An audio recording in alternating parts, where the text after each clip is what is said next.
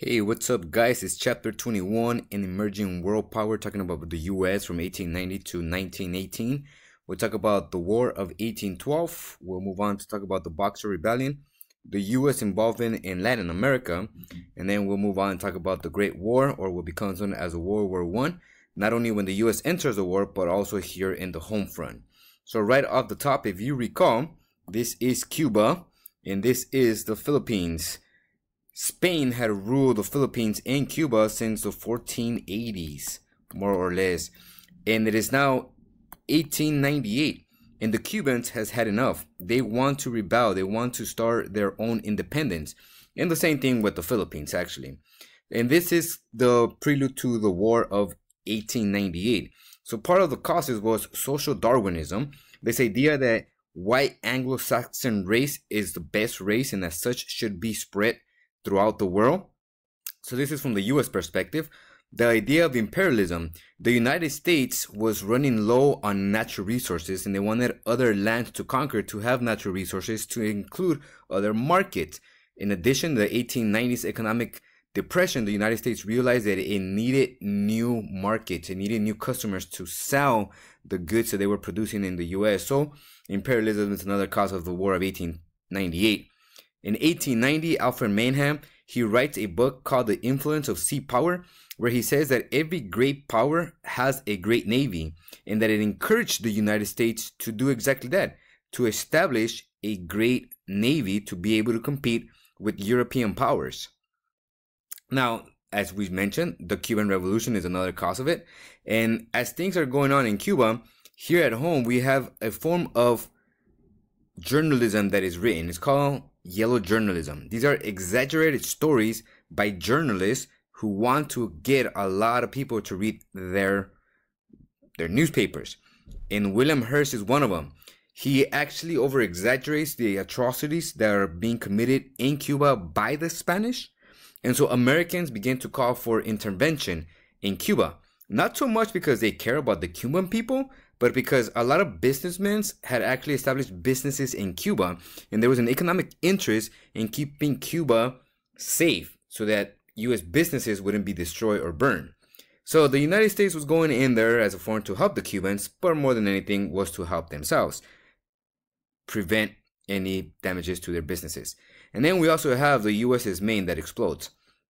So what happens is President McKinley sends a ship, the US Maine, to Cuba to try to help the American citizens living in Cuba along with their businesses. As the USS Maine is aboard Havana, Cuba, it eventually explodes. This explosion, from the Americans' perspective, is blamed on the Spanish. The Americans believe that the Spanish caused this explosion, and as such, they want the president to declare war on Spain. Now, McKinley kind of thinks about it, but eventually he fears that war should be declared because of the causes that I just mentioned. So here's a political cartoon that kind of shows that. This is the US over here. Across the border is Cuba. And the United States, Uncle Sam here, is protecting Cuba from the Spanish people who are trying to hurt them. So it's showing the United States as being a good country who's trying to protect the Cubans. But again, in reality, they were trying to protect their business interests. So eventually, Congress declares war on Spain. Remember, Spain is controlling Cuba. So Congress declares war on Spain. Interestingly enough, the war, while all these events happen in Cuba, the war actually starts in the Philippines. And what happens is, on April 11th, 1898, the United States declares war on Spain. By May 1st, in Manila, right around here, the Spanish fleet is decimated by the US Navy. By August 13, the entire Philippines is under US control. And so the United States did not lose a single battle in the Philippines. Now, that's where the war starts, in the Philippines. Let's go back to Cuba, because this is where the conflict was all happening. On July 1st, there's a battle called the Battle of San Juan Hill. Here, Theodore Roosevelt and his famous Rough Riders, which is a group of Army veterans from the Civil War and African Americans, they go up this hill and they take it. And that is a decisive victory on land for the Americans against the Spanish in Cuba. 2 days later, on July 3rd, 1898, the U.S. Navy now defeats the Spanish fleet here in Santiago. And again, the United States completely decimates the Spanish Navy. And so, eventually, by August 1898, Spain calls for a treaty so that the war could end. It becomes known as the Little War. And so we have the effects of the War of 1898. First, we have the Treaty of Paris, which officially ends the war between Spain and the U.S. And remember, the United States went in there with the excuse that they were going to be protecting the Cubans because the Spanish were committing all these atrocities against those Cubans. So to make sure that Cuba is going to get their independence and that the United States is going to honor their independence, the U.S. adds the Teller Amendment, which again guarantees Cuba's independence. However, while Cuba is writing their constitution, the United States forces Cuba to add what becomes known as the Platt Amendment, which states that the United States could get involved in Cuban affairs whenever the United States, deem it necessary to do so. So it was like Cuba has independence with a string attached. Now, as the United States takes over the Philippines and Cuba, the question is, are these people that the United States just conquered, are they citizens or not? In 1901, we have the Insular case, where the Supreme Court says that conquered people should not be considered U.S. citizens, and that Congress is going to determine when, if these people are going to be conquered or these people are going to be citizens. So the United States got itself into a whole mess. Now that you take over all this land and that you claim that land on the U.S. territory, why are you not considering these people citizens? But it was up to Congress to do that. Now, the Philippines had joined the Americans to defeat the Spanish because the Americans or the Philippines believed that they were going to get their independence. When the Americans defeat the Spanish and when the Americans have the Philippines under full control, the Americans start to realize that the Philippines have a lot of resources to offer. So in the Treaty of Paris, Spain actually sells the Philippines for $20 million to the Americans. And now the Americans don't want that money to be wasted. So the Americans now become the conqueror of the Philippines, which leads us to this major conflict, the Philippine-American War. The Philippine-American War goes from 1899 to 1901, and it is an atrocious war, a war that causes a lot of damage to both sides. Filipino rebel Emilio Aguinaldo turned on the U.S. after the U.S. denied the Philippines their independence. President McKinley considered the Philippines to be unfit for self-rule. So the United States engaged itself in yet another war after defeating the Spanish from the Philippines. The war is considered a guerrilla warfare, where Filipinos go and attack the Americans and then they go and hide in the woods. Now, the Americans go into the Philippines, they start burning crops, villages, rounding up civilians. Pretty much the same thing that the Spanish were doing to the Cubans when the Americans cry foul, and now the Americans are doing the same thing to the Filipinos. After 3 years of fighting, the results were devastating.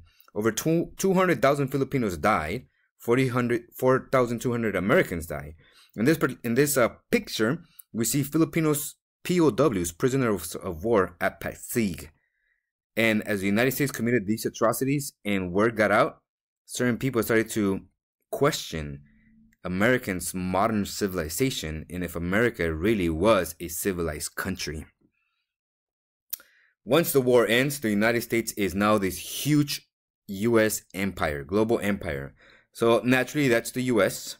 Remember, the war over here started in Cuba, and the United States took Cuba as well. They also took Puerto Rico, because Puerto Rico was under rule of Spain. So the United States took Puerto Rico. They took the Philippines. They took Guam. They took Wake Island. They took Hawaii as well. And the reason they took Hawaii was because after the United States took the Philippines, the United States realized that it needed a naval station in Hawaii, in particular Pearl Harbor, to be able to refuel. So as these ships are traveling across the ocean, they stop in Hawaii and now they're able to go all the way across to the Philippines. So the United States, it's expanding its wings and it's expanding its territory. And this is how the United States becomes a world power, which is the title of our chapter, an emerging world power. And this is again after the War of 1898. So this political cartoon kind of helps us understand. This is the new faces at Thanksgiving dinner after the war. So we have the Philippines, who are now part of the US, Cuba, who to a certain extent is attached to the US, Hawaii taken over, and Puerto Rico, which also the United States took from Spain in 1898. And so we see that, again, America's empire is expanding. Let's shift just a little bit from US history and talk a little bit about world history. So this is China, everything in red here, this red line all the way across. It tells us that, our key tells us that that was the Qing Empire in 1850. Between 1850 and 1910, Japan, which is this purple, so this area, they start to take over some of China's territory. Other Europeans do the same thing. The British, the French, the Germans, and the Russians. So the Russians take that part from China. Okay. The British start to influence Chinese economics there, as well as here. Hong Kong is a British colony. The French do the same thing down here in South China. So in essence, basically what the European countries are doing, they're taking over China. And this is a much bigger country than what the Americans have taken. So this political cartoon kind of shows us a little bit of that. So on the forefront here, we have Uncle Sam that again represents the United States. And Uncle Sam is happy because it took Cuba, it took the Philippines right here, and it also took Puerto Rico. However, these European countries here are taking over China, and they're taking a slice of China, meaning its natural resources. And of course, while the United States it is happy with its cupcake, they start looking at the Chinese pie and they want a piece of it.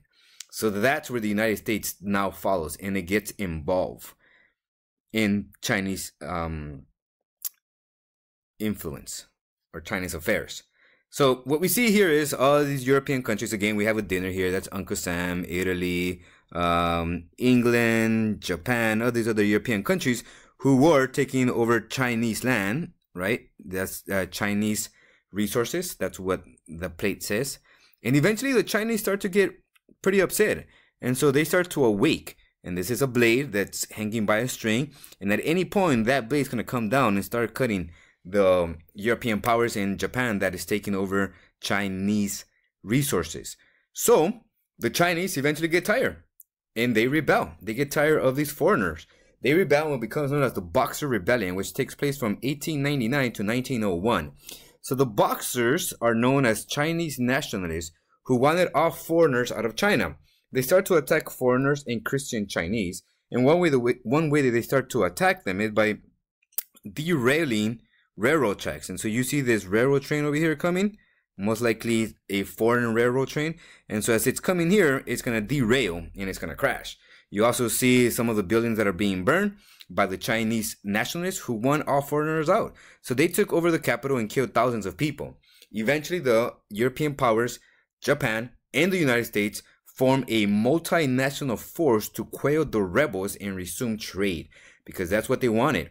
That's why they were in China in the first place, because of all of Chinese natural resources, and the United States and European countries and Japan wanted to get rich using Chinese natural resources. And again, like in other wars, atrocities are committed. Here we see another picture of Chinese people who are being tied up to these poles and shot to death. Very, very horrible. Now, after the war, or after this conflict takes place, the United States wants to impose its will in China. So eventually, the United States passes what becomes known as the open door policy, where it says that China is open to trade to all foreign nations, because the United States wanted part of Chinese resources. And so now the United States is imposing its will here in another Asian country. And we see how the United States is starting to get involved in numerous places, in Cuba, in the Philippines, in Hawaii, in China. And that's just the beginning. And we'll see how all this has devastating consequences, not only for the US, but for the rest of the world.